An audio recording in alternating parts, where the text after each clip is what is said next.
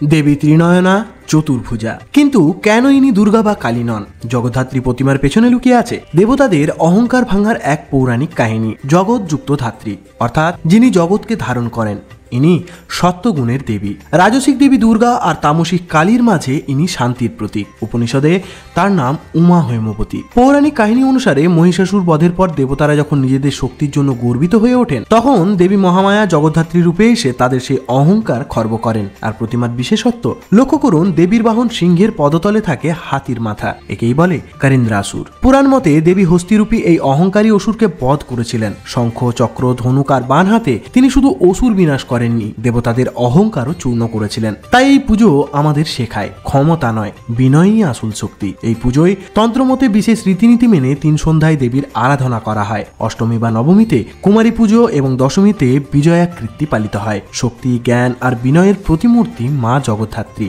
তার কৃপায় আপনার জীবন ভরে উঠুক শান্তিতে। আপনি কি এই পুজো দেখতে যাচ্ছেন? কমেন্ট করে জানাবেন। শুভ জগদ্ধাত্রী পুজো।